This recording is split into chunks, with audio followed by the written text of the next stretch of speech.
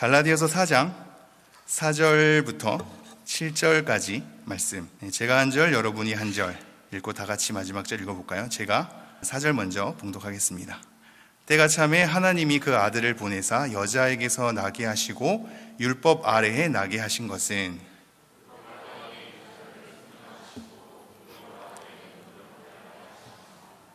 너희가 아들이므로 하나님이 그 아들의 영을 우리 마음 가운데 보내사 아빠 아버지라 부르게 하셨느니라.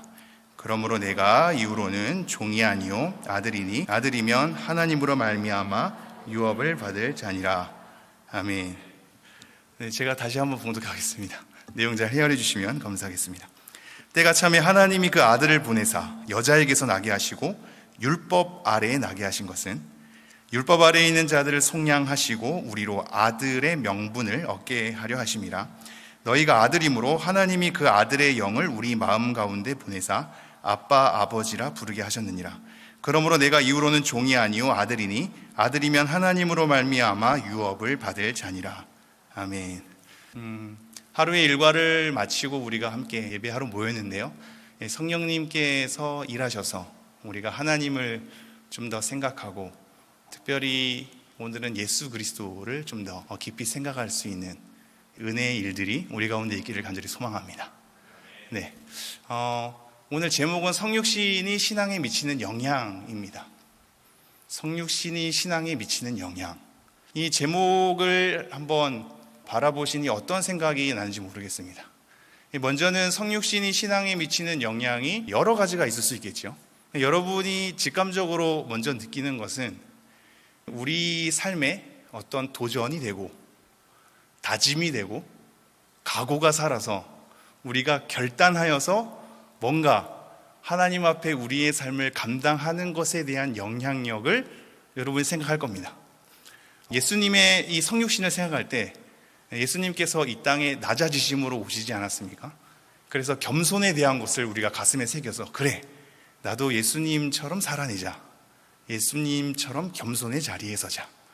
그리고 제가 이 성육신을 묵상을 하니까 이게 아주 굉장히 특별하거든요.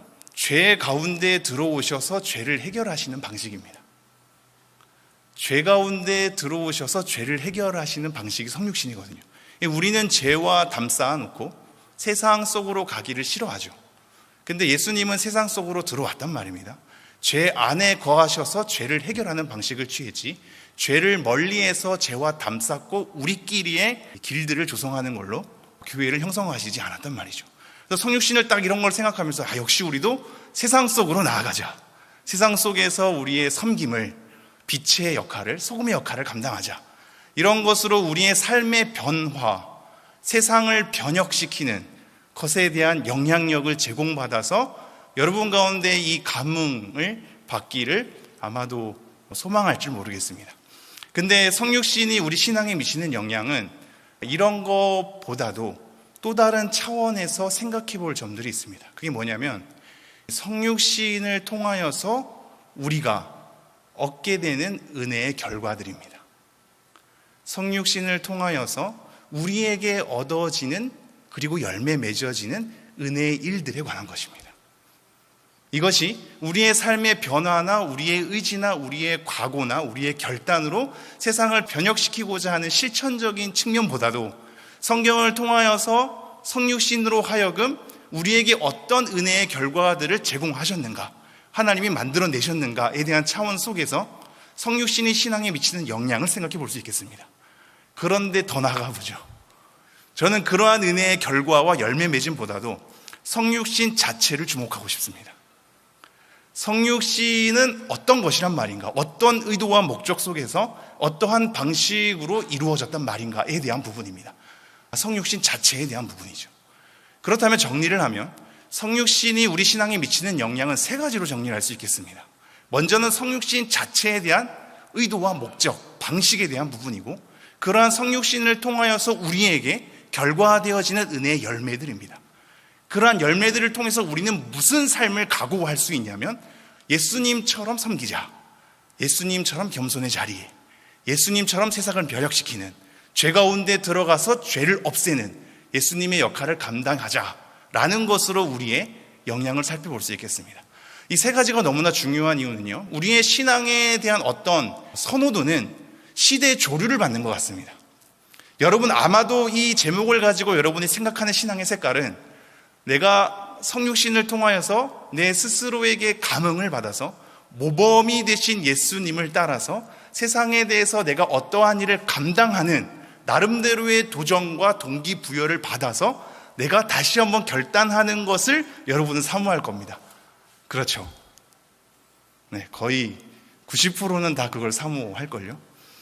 그런데 초기 기독교 역사는 그렇지 않았습니다. 성육신하면 어떠한 것을 얘기했냐면요, 예수님께서 이 땅에 오심 자체로 그렇다면 과연 예수님은 누구란 말인가를 주목했죠.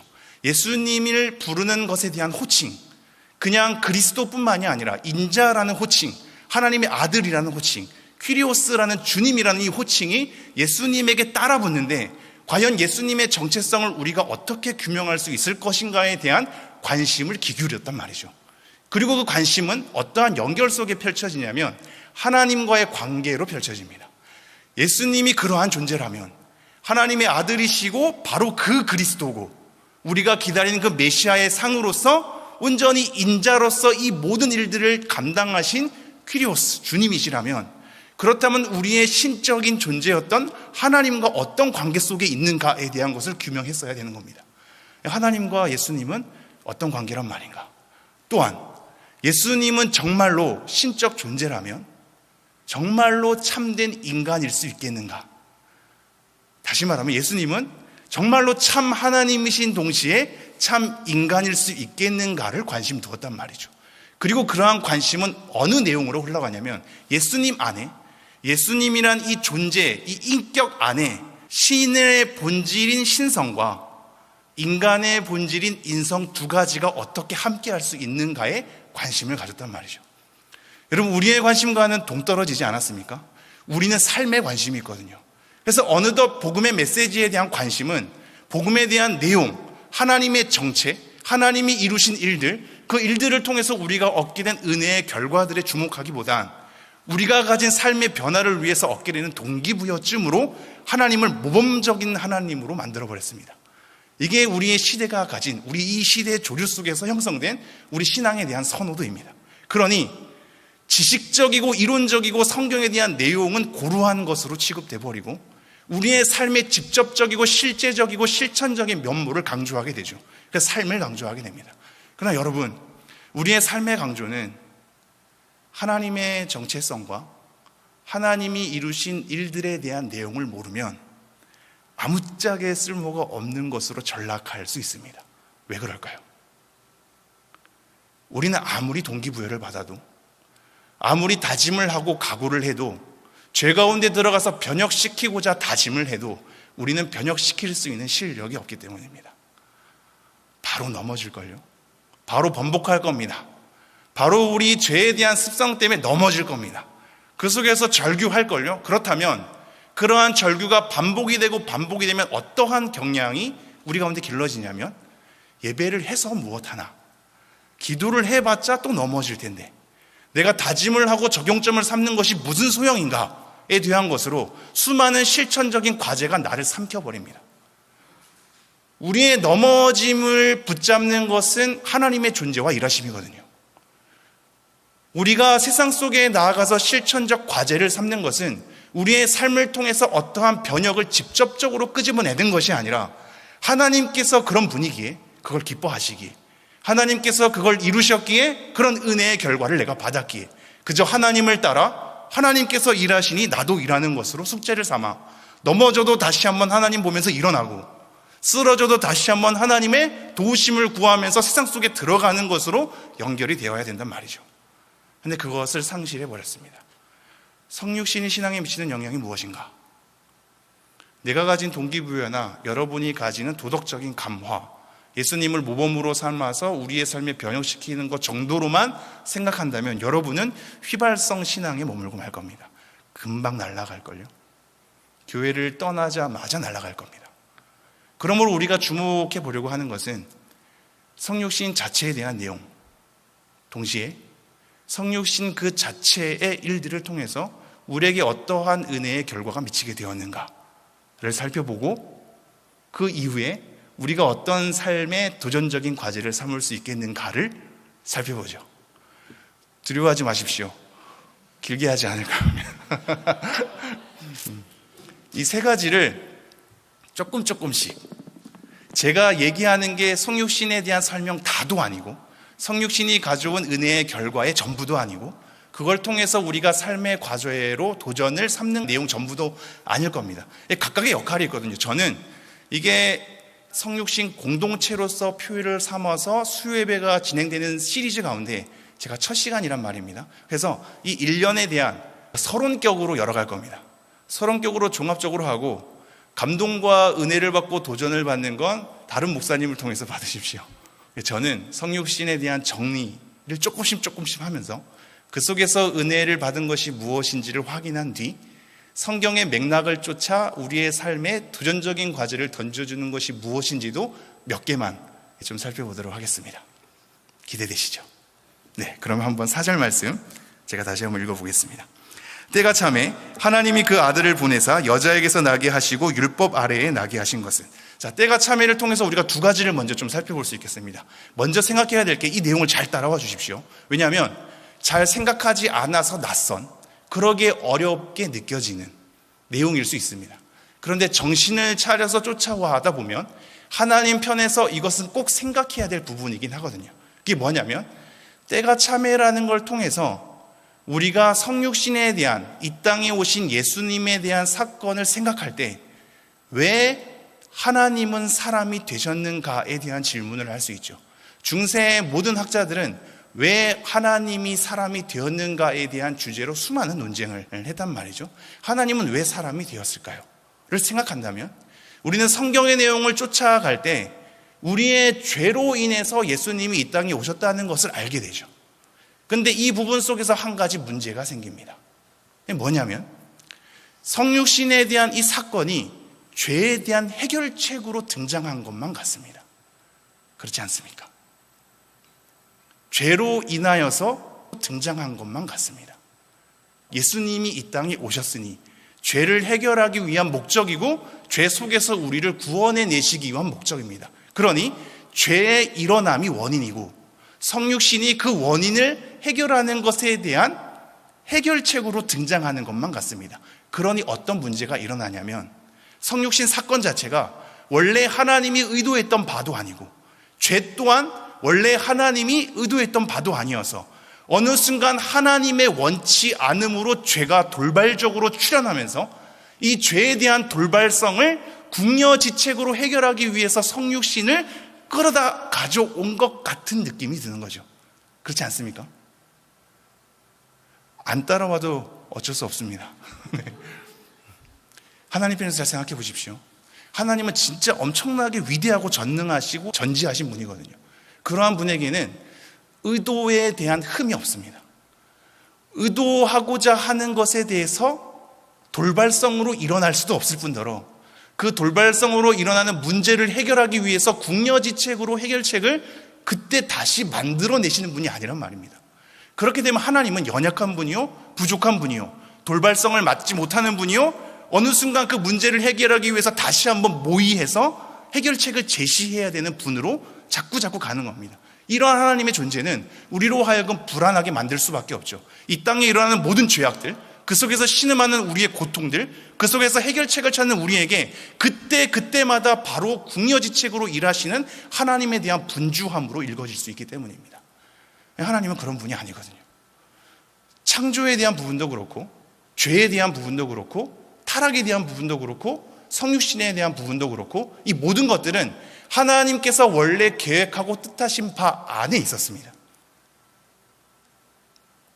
시간의 관점으로는 인과관계가 죄가 일어나고 죄에 대한 해결책으로 성육신을 제시하는 것 같죠. 시간의 관점이기 때문에 그렇습니다. 이 땅에서의 시간의 관점으로 펼쳐질 때에는 당연히 하나님의 창조가 먼저고 그 이후에 아담과 하와를 통해서 죄가 들어와서 타락하고 그 이후에 하나님의 언약의 약속이 주어지면서 성육식 사건이 우리에게 주어지는 것 같습니다. 시간의 흐름에서는 그렇거든요.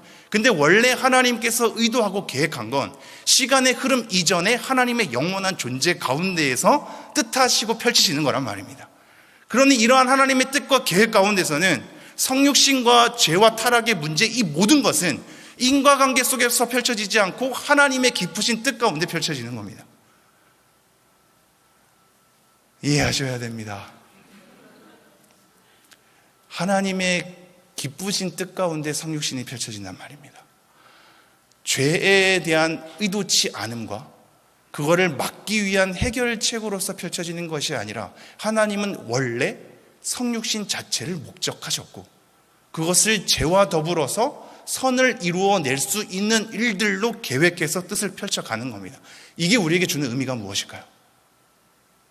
하나님께서는 죄에 대한 어떠함이 하나님과 대등함으로 겨루어서 승리하는 방식이 아닙니다. 우리는 이 땅 가운데 죄에 대한 출현, 악에 대한 출현, 사탄에 대한 미혹, 그것에 대한 영향력 때문에 항상 불안해하고 버림당할까봐, 실패할까봐, 우리가 하나님의 이 언약 가운데에서 쫓겨날까봐 항상 불안해해서 뭔가를 열심을 가하고 뭔가 하나님 앞에 이쁨을 받아서 그 자리에 겨우겨우 붙어 있는 것에 대한 신앙으로 발버둥 치려고 하거든요. 그러니 안심이 안 되죠. 계속 불안하고 계속 혼돈스러우며 계속해서 하나님 앞에 절규해서 이쁨을 받아야 되는 열정을 쏟으려고 한단 말입니다.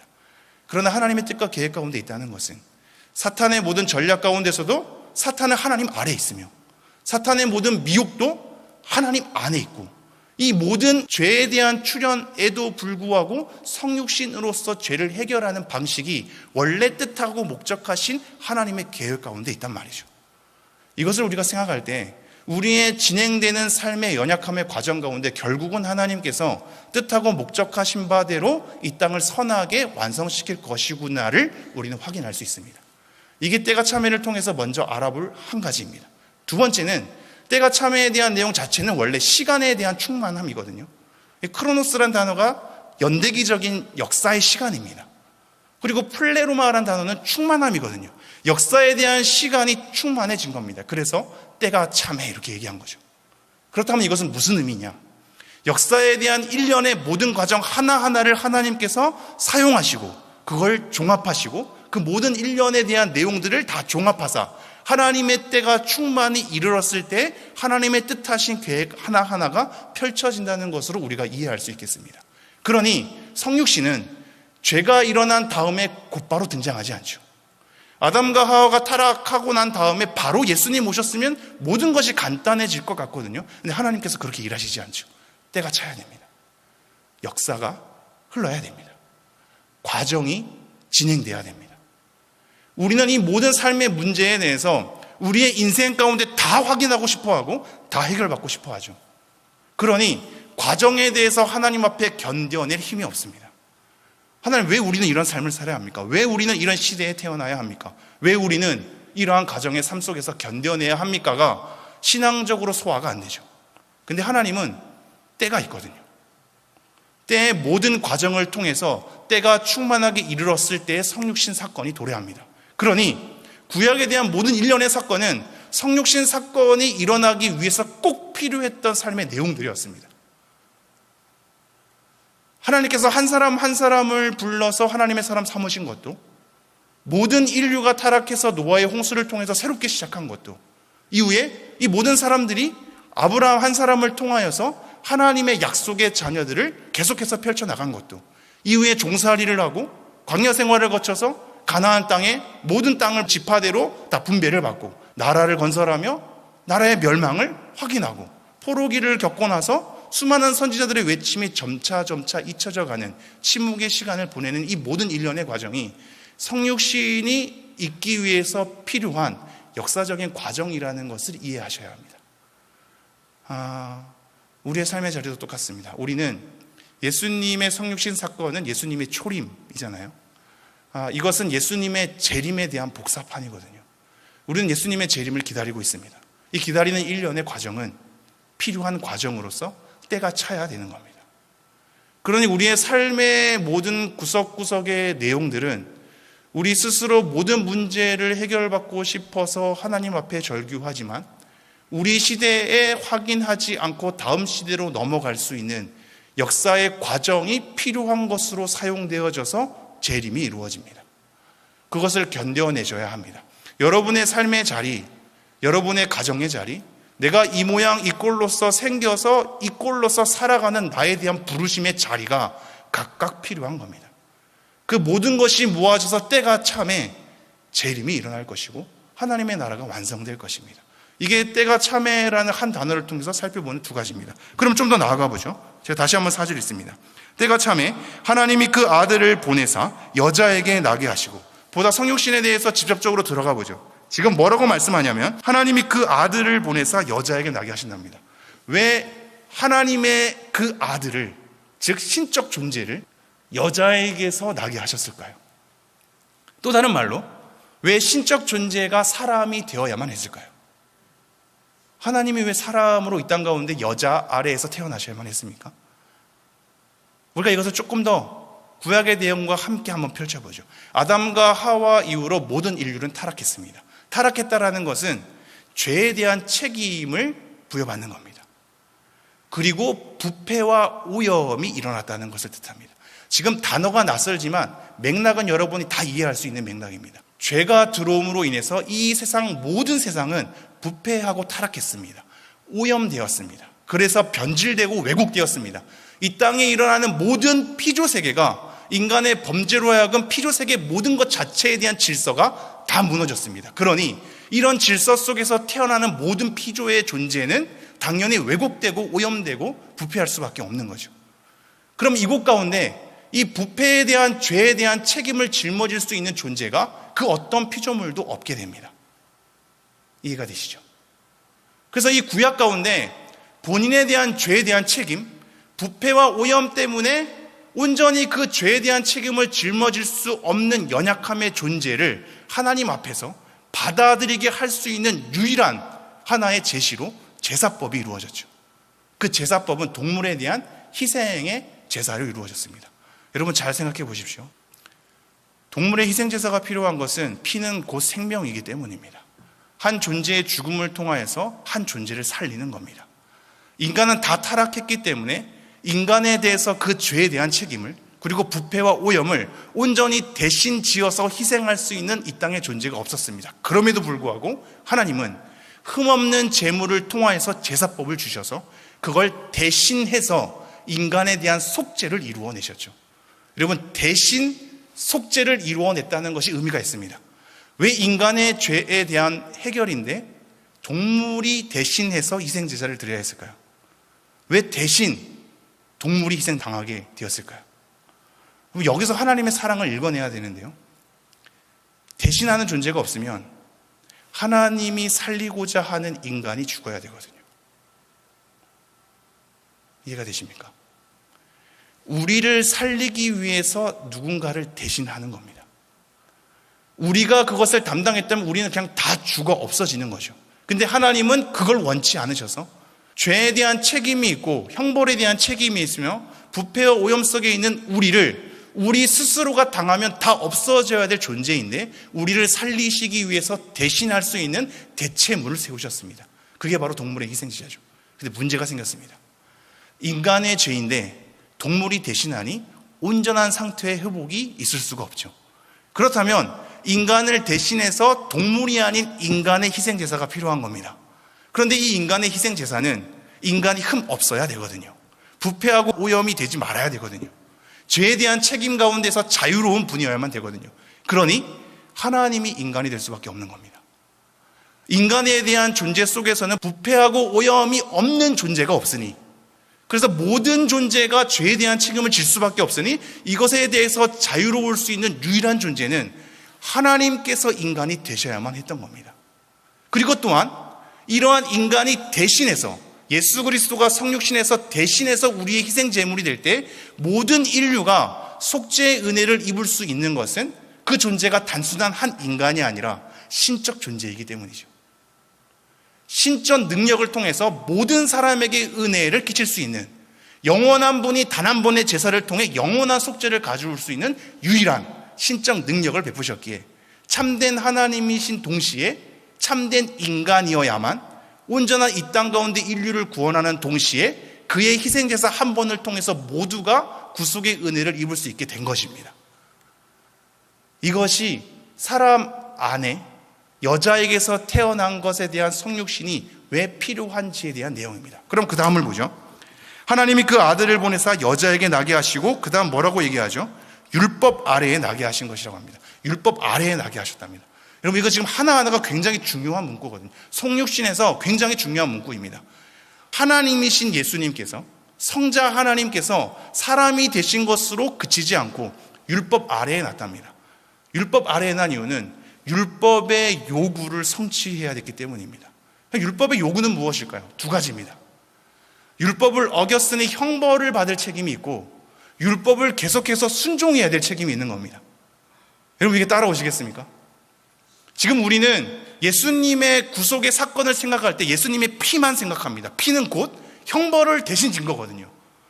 동물이 희생제사를 드리듯 예수님께서 희생제물이 되어서 우리에 대한 피값으로 우리를 구속하셨습니다. 우리가 알고 있는 것에 대한 성경의 내용입니다. 그런데 이걸로 충분하지 않습니다.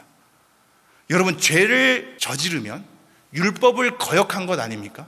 그러므로 율법을 거역한 것에 대한 책임을 우리가 마땅히 져야 됩니다. 그래서 우리는 형벌을 받아야 되거든요.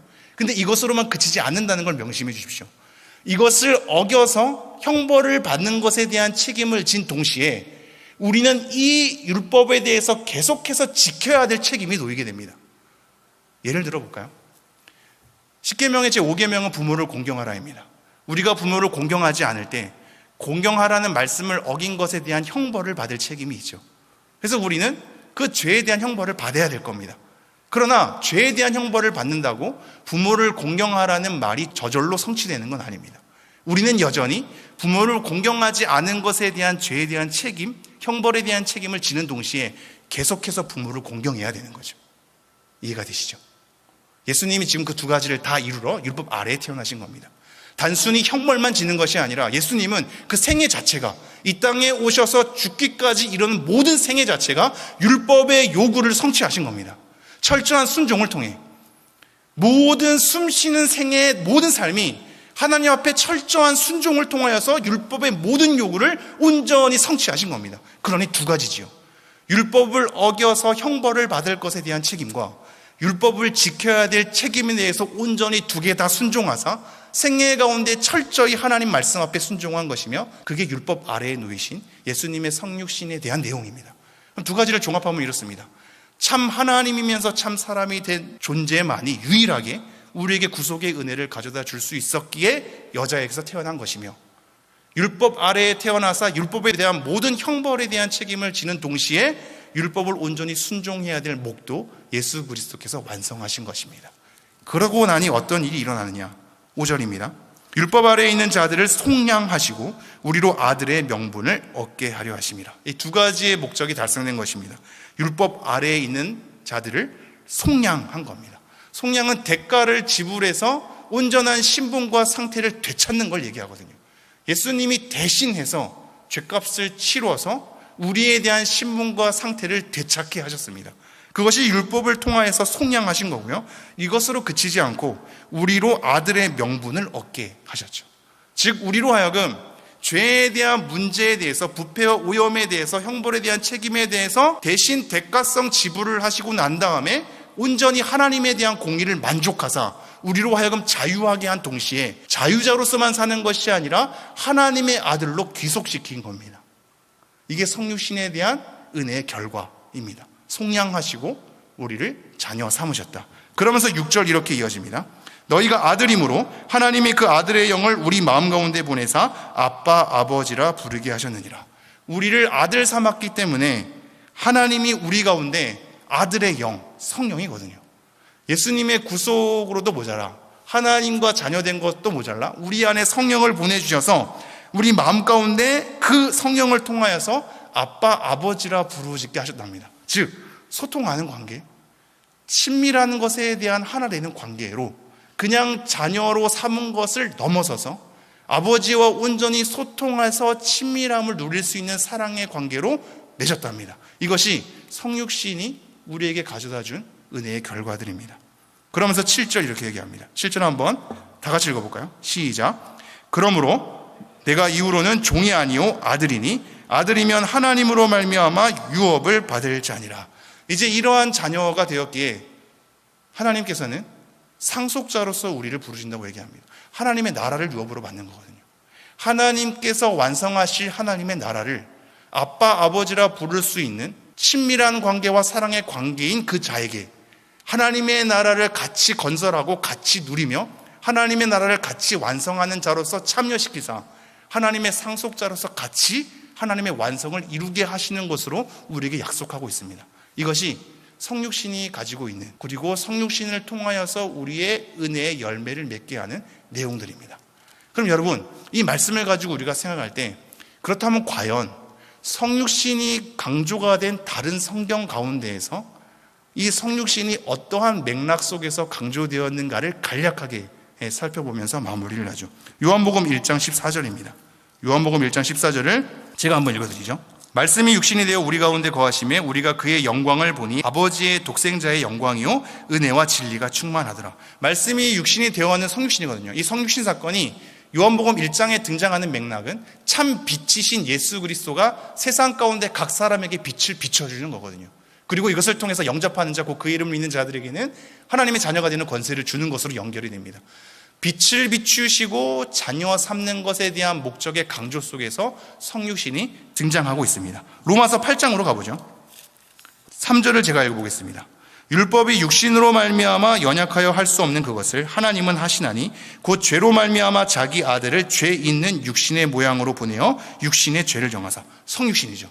율법이 육신으로 말미암아 연약해서 할 수 없는 것을 하나님은 그 아들에게 죄 있는 육신의 모양으로 보내서 육신의 죄를 정한답니다. 성육신이거든요. 근데 이 성육신이 강조되는 이 맥락이 뭐냐면 8장은 그리스도 안에 있는 자는 정죄할 수 없다는 것을 얘기하거든요. 그리스도 안에 있는 생명의 성령의 법이 죄와 사망의 법에서 우리를 해방하였다는 것에 대한 내용이 성육신을 핵심으로 등장하고 있습니다. 7장에서는 죄가 기회를 타서 그 계명으로 말미암아 나를 속이고 나를 죽음으로 끌고 가는 것을 얘기하고 있거든요. 우리의 죄가 계명을 통해서 내 스스로를 속여서 나를 사망으로 끌고 간답니다. 이것에 대한 공고함이 있는데 성육신을 통하여서 그리스도 안에 있는 자는 정죄함을 입지 않고 생명의 성령의 법이 죄와 사망의 법에서 우리를 해방한 것으로 성육신을 강조하고 있죠. 또 다른 말씀 보겠습니다. 히브리서 2장 14절 15절 제가 한번 읽어드리죠. 자녀들은 혈과 육에 속하였음에 그도 또한 같은 모양으로 혈과 육을 함께 지니심은 죽음을 통하여 죽음의 세력을 잡은 자 곧 마귀를 멸하시며 또 죽기를 무서워함으로 한평생 매어 종노릇하는 모든 자들을 놓아주려 하심이니. 여러분, 이 혈과 육에 속하여서 그와 같은 모양으로 함께 지니신 것은 성육신이란 말입니다. 근데 이 성육신을 통하여서 어떤 일을 이루어내냐면 죽음을 통하여 죽음의 세력을 잡은 자 마귀를 멸하신다고 얘기합니다. 성육신 사건이 단순히 죄와 사망의 법에서 우리를 해방하는 것을 넘어서서 빛으로 각 사람에게 비추고 우리에게 영접하게 하셔서 하나님의 자녀가 되는 것에 대한 강조점을 넘어서서 마귀를 멸한다는 것에 대한 강조점 속에서 성육신이 등장하고 있습니다. 그러면서 뭐라고 얘기하냐면 마귀를 멸하시는 것을 넘어서서 한평생 매여 종노릇하는 모든 자들을 놓아주려 함이라고 얘기했습니다. 우리에 대한 모든 종노릇에서 해방되게 하셔서 놓아주는 것으로 마귀를 멸하시는 것으로 그 핵심이 성육신으로 놓여 있다는 것을 우리가 지금 확인하고 있습니다. 그러면 이것을 계기로 도대체 성육신이 이러한 은혜의 결과들을 맺어왔는데 그 결과를 얻은 우리는 어떠한 삶의 과제 속에서 던져져야 할지를 또 다른 성육신에 대한 강조의 맥락을 보면서 몇 가지 확인하도록 하죠. 요한 1서 4장 2절입니다. 제가 한번 읽겠습니다. 이로써 너희가 하나님의 영을 알지니 곧 예수 그리스도께서 육체로 오신 것을 시인하는 영마다 하나님께 속한 것이요. 그리스도께서 이 땅 가운데 오시는 것을 시인하는 영마다 하나님께 속한 거라고 얘기합니다. 그 앞절에 보면 우리의 영들을 다 분별하라고 얘기하거든요. 그러니까 성육신에 대한 중심은 영들을 분별하는 것으로 하나님의 속한 자를 분별하는 것으로 흐르는 권면의 맥락 가운데 등장하죠. 그리고 이러한 요한일서 4장은 나중에 어떠한 흐름으로 흐르냐면 서로 사랑하는 것으로 흐릅니다. 성육신이 서로 사랑하는 것에 대한 삶의 권면의 중심으로서 놓여있는 신앙의 내용인 겁니다. 또 다른 말씀은 빌립보서 2장입니다. 빌립보서 2장 6절에서 8절 제가 한번 읽어드리죠. 그는 근본 하나님의 본체시나 하나님과 동등됨을 취할 것으로 여기지 아니하시고 오히려 자기를 비워 종의 형체를 가지사 사람들과 같이 되셨고 사람의 모양으로 나타나사 자기를 낮추시고 죽기까지 복종하셨으니 곧 십자가에 죽으심이라. 하나님의 본체이신 그분께서, 동등한 몸체이신 그분께서 하나님과 동등한 영광을 취하지 않고 자기를 비워서 종의 형체가 된 것에 대한 성육신의 내용이거든요. 근데 성육신의 내용이 이 맥락 가운데 어떠한 강조 속에서 나오냐면, 빌립보서 1장은 내가 살든지 죽든지 그리스도를 존귀하게 하려 합니다라는 목적 속에서 펼쳐지고 있거든요. 그리고 나서 복음에 합당하게 생활하라는 겉면의 말씀 가운데 1장이 맞춰지고 있습니다. 그리고 2장의 내용은 이 내용이 지나져서 우리가 복종하여 두렵고 떨림으로 구원을 이루라는 내용으로 나와 있거든요.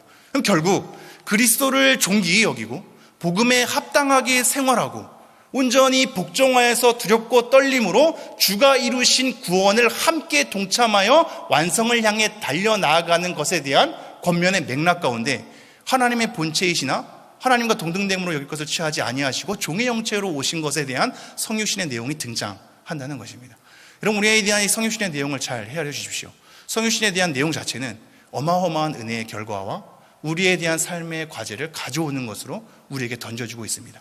그래서 디모데전서 3장 16절은 이 성육신에 대한 내용을 얘기하면서 크도다 경건의 비밀이여 이렇게 얘기하고 있습니다. 우리에 대한 경건의 비밀이 성육신에 있다는 겁니다. 그럼 다시 한번 돌아가죠. 여러분, 우리가 삶의 과제와 각오, 다짐, 결단으로 우리는 예수님을 모범을 삼아서 우리의 실천적인 것에 대한 측면 가운데 감화, 감동, 은혜를 받아 세상 가운데 돌파에 들어가서 변혁되는 것에 대한 삶의 로망을 우린 가지고 있습니다.